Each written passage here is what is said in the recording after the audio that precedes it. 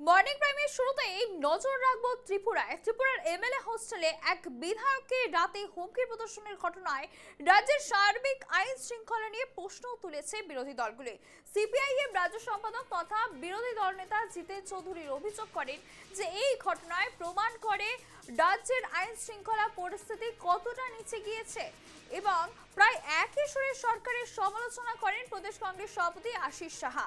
প্রসঙ্গত উল্লেখ্য, এমএলএ হোস্টেলে তিপ্রামথার বিধায়ক ফিলিপ রিয়াংকে হুমকি প্রদর্শনের অভিযোগে গতকাল এনসিসি থানায় মামলা করা হয়। জানা গিয়েছে, মামলা হওয়ার প্রায় সঙ্গে সঙ্গেই অভিযুক্ত তথা তেলেঙ্গানার রাজ্যপালের সন্তান পথিক দেববর্মা আরও 3 জন থানায় এসে আত্মসমর্পণ করে এবং প্রায় সঙ্গে সঙ্গেই তারা জামিনে মুক্ত হয়। সরকারের সমালোচনা সিপিআইএম ও কংগ্রেসের।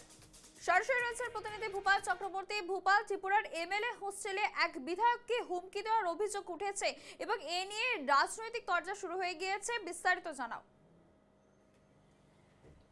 দেখো, গতকালের এই ঘটনার পরিপ্রেক্ষিতে কার্যত একটা ভিআইপি মামলা রুজু হয়েছিল এনসিসি থানায়, যেখানে অভিযোগ করেছেন একজন বিধায়ক এবং অভিযুক্ত হলেন তেলেঙ্গানার রাজ্যপাল তথা ত্রিপুরার প্রাক্তন উপমুখ্যমন্ত্রী জিষ্ণু দেববর্মার ছেলে পথিক দেববর্মা, সঙ্গে আরও 3 জন রয়েছে।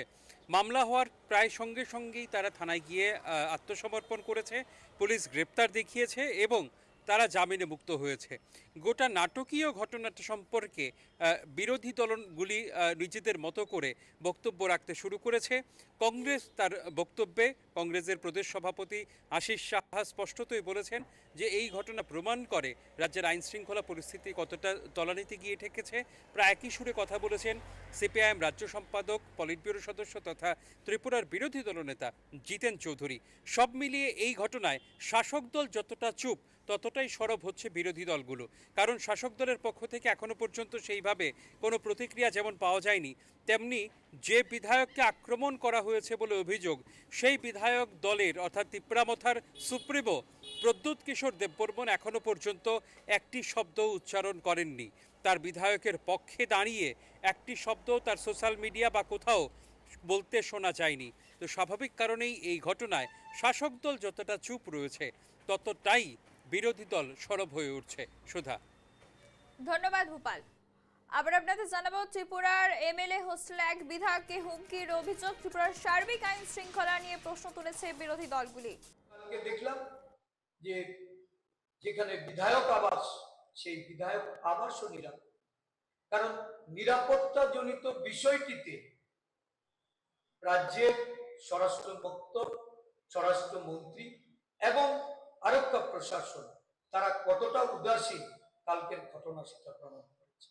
আমি রাজ্যের মুখ্যমন্ত্রীকে জানাবো, যদি উনি এই বিষয়ে দায়িত্ব না নিতে পারেন, অব্যাহতি নিন, ওনাকে অব্যাহতি নেওয়া প্রয়োজন। এবং এর মধ্যে বিরোধী দলকে শত্রুরূপে দেখা হচ্ছে। গণতন্ত্রে কোন রাজনৈতিক দল, বিরোধী হোক আর শাসক হোক, শত্রুরূপে চিহ্নিত করা, এটা গণতন্ত্রের কি পরিভাষা? পুলিশ নিষ্ক্রিয়, পুলিশের একাংশ দলদাসে পরিণত হয়েছে, প্রশাসনের উপর নিয়ন্ত্রণ নেই, আর বিজেপি দলের নিজের দলের কর্মীদের উপর নিয়ন্ত্রণ নেই।